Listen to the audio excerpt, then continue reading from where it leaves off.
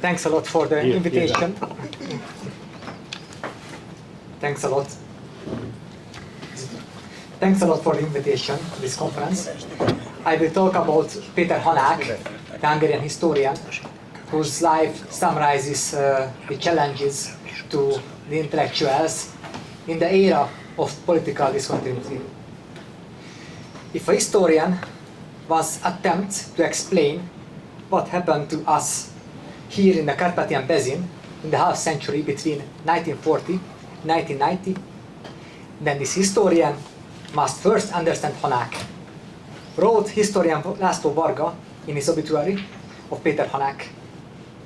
Péter Hanák, the founding father of the CEU History Department, was not only an eminent historian and a legendary teacher, but also a nationally known public intellectual dealing with the past of the Danube region. Similarly to one of his heroes, Oskar Jászai, Hanák became a patriot of the Danube, trying to answer the questions of Central European history in order to understand his own fate.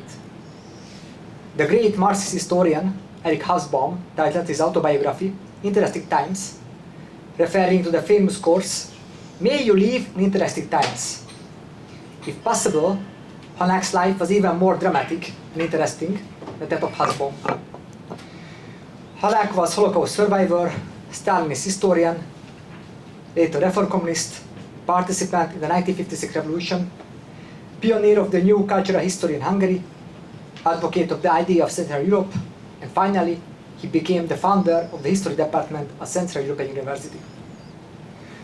Hanák's biography reflects the tragedies and transformations of the 20th century Central Europe itself. A contemporary historical study must be written on Péter Hanák, wrote Ferenc Gratz, at the time the president of the Hungarian Academy of Sciences, after the death of Péter Hanák. In 2023, after processing Hanák archival legacy and conducting interviews with his former colleagues and students, I published the intellectual biography of Péter Hanák. In this lecture, I will first outline Hanák's career, focusing on his role in the modernization of Hungarian historiography and the rebuilding of its relations with the West. In the second part, I will discuss how Hanák tried to realize the utopia of Central Europe after 1989 as the founder and first head of the department at the CEU History Department.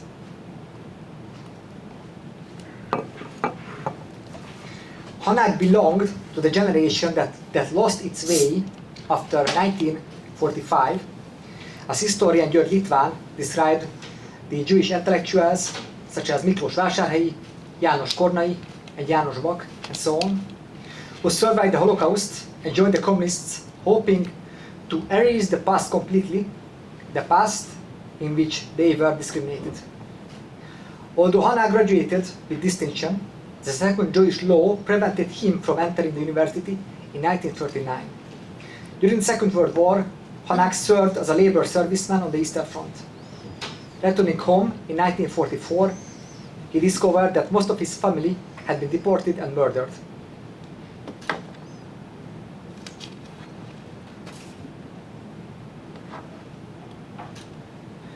Like many survivors of the generation, Hanák sought a new moral and political community after the catastrophe.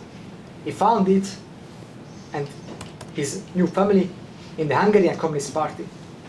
Asked later why he had not emigrated from Hungary to the United States, to his American relatives, Hanák answered, "How could I leave the country that gave me my mother tongue, Adi, Attila József, and Bartók?"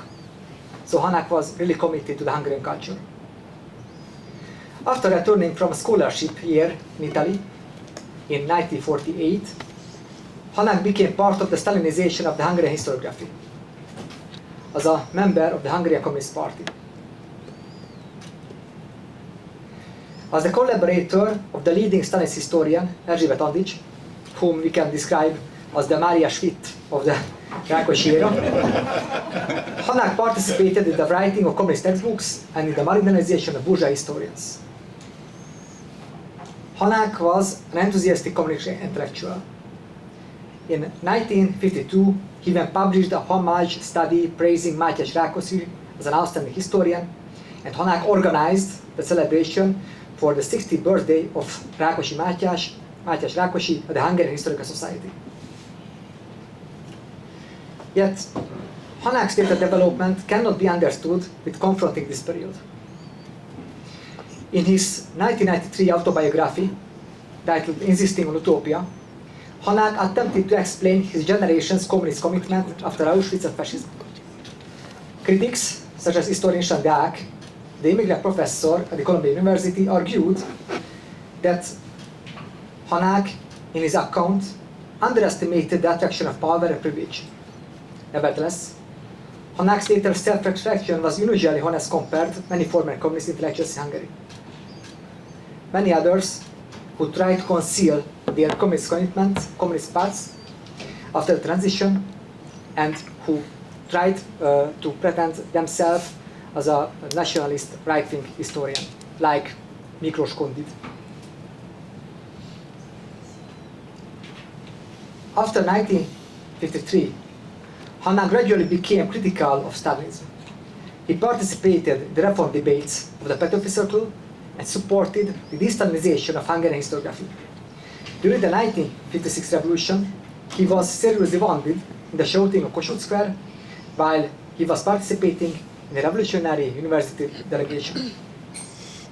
After the defeat of the revolution, Hanák was dismissed from Eötvös Loránd University and only returned there in 1981. Yet the years after 1956 became intellectually decisive in the life of Hanák. During the famous compromise debate of the 1960s, Hanák re-evaluated the Austro-Hungarian Compromise of 1867 as a realistic bargain, and thereby Hanák broke with the earlier nationalist interpretation of the compromise, which was dominant in the Stalinist historiography. This was the famous compromise debate when Hanák clashed with György Szabad, the leading politician of the Hungarian Democratic Forum. But this reinterpretation of the compromise as a realistic bargain also indirectly supported the legitimacy of the Kádár regime, which similarly presented itself as a pragmatic compromise after the catastrophe of 1956. At the same time, Hanák moved away from power-central political history towards social and cultural history. In several respects, his work anticipated the German historische Sozialwissenschaft. Through historians such as György Ránki and Ivan Berendt, Hanák established close relations with the West German historiography and participated in Jürgen Kokka's comparative research projects in European bourgeoisie. These international contacts played an important role in reconnecting Hungarian historiography with the Western scholarship during the Cold War. From the Western historiography, Karl Emil Schorske and his Pulitzer Prize winner's book, Findősiek Vienna, in 1980, had the greatest impact on Hanák. Hanák published his Schorskian essay collection in the New Cultural History with the title The Garden and the Workshop in 1988. The American edition of this volume was published in 1998, and Karl Emil Schorske itself wrote the foreword to this book. Although Hanák became one of the intellectual stars of social Hungary, in 1971 he became visiting professor at Columbia University in New York, thanks to István Deák. Hanák remained politically suspect in the dictatorship of János Kádár, because both of his 1956 past and his contacts with the democratic opposition. We can say that Hanák was blacklisted in the cultural policy of György Acél. Hanák would not be the member of the Hungarian Academy of Sciences until the transition. But at the same time, he became nationally known public intellectual through his television and radio programs.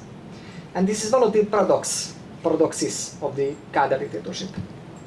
At the same time, Hanák was blacklisted in the Hungarian Academy of Sciences. He was not able to return to the Eötvös Loránd University until 1981. But at the same time, he had programs in the Hungarian television and radio.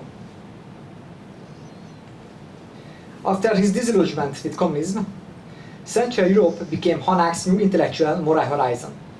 He increasingly believed that the peoples of the German region shared a common historical experience that could not be reduced to nationalist narratives. This idea already appeared in the state security reports from 1968, where Hanák was described as someone who believed the peoples of Central Europe had missed another historical opportunity after the suppression of the Spring of Prague, which was supported by Péter Hanák. The Soviet invasion of Prague Spring destroyed both the idea of socialism in human faith and the hope for a sovereign Central Europe. Yet Hanák continued to insist on this utopia. In his 1993 volume, Insisting on Utopia, collecting essays written between 1984 and 1992, he argued that the rediscovery of Central Europe was part of an intellectual struggle for freedom against Soviet domination in the 80s. To quote Hanák, "The rediscovery of Central Europe as a historical reality was an integral part of an intellectual struggle for freedom in the 1980s. After 1989, Hanák attempted to transform this intellectual vision into institutional reality. Together with figures such as György Konrád, Domokos Kossáry, and Sándor Csóri, so we were ahead before the disputes between the urban and the populist intellectuals.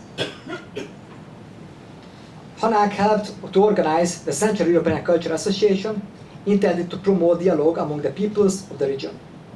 However, the revival of nationalism after the collapse of communism soon undermined these hopes. In contrast, the Central European University initially appeared to embody Hanák's Central European ideal.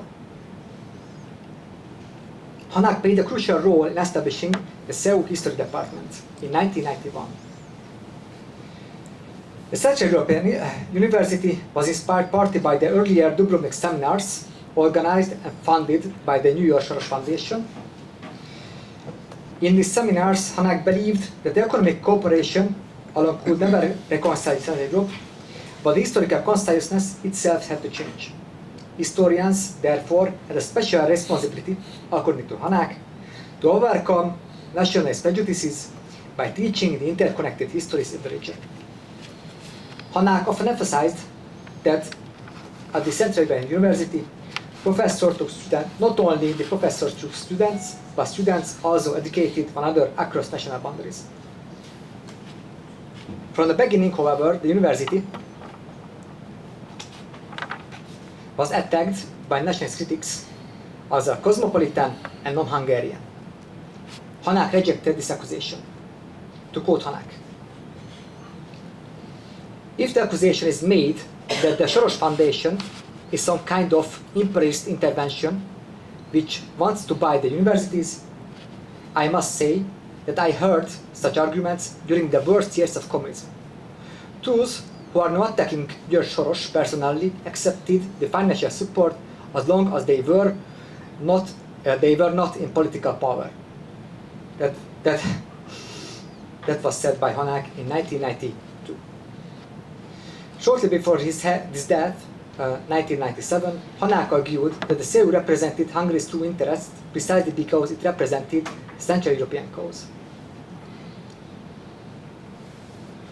For Hanák, historical scholarship was ultimately a struggle against chauvinism and historical myth-making. He insisted that Hungarian history could only be understood within the broader context of the German basin and Central Europe. Unfortunately, to quote Hanák, "We cannot bear either or defeats or victories," he remarked in 1992. Yet Hanák believed education and historical dialogue could gradually overcome hatred and resentment. Hanák summarized his educational creed in the following words: "There has been a great deal of injustice, but injustice cannot be eliminated through counter-injustice, only through slow and patient mutual understanding. This university, the Central European University, especially the Department of History, exists to serve this purpose." His commitment to the cosmopolitan Central Europe later made Hanák a symbolical enemy for the Orbán regime as well. More than 20 years after his death, Hanák was included in the pro-government weekly Figyelős Notorist 2018 list of alleged Soros mercenaries. Péter Hanák died in 1997. After his death, the CU commemorated him by naming lecture hall after him and displaying his portrait there. When the university was forced to leave Budapest after the Orbán's government's campaign against CEU, the portrait was reportedly broken during the move, by accident or by fate. Hanák spent his entire life trying to imagine a Central Europe beyond hatred, chauvinism and dictatorship. Again and again, in the 20th century history destroyed this vision, through fascism, Stalinism, Soviet domination, and finally illiberal nationalism. But Hanák insisted on his utopia until the very end. Thanks a lot for the attention.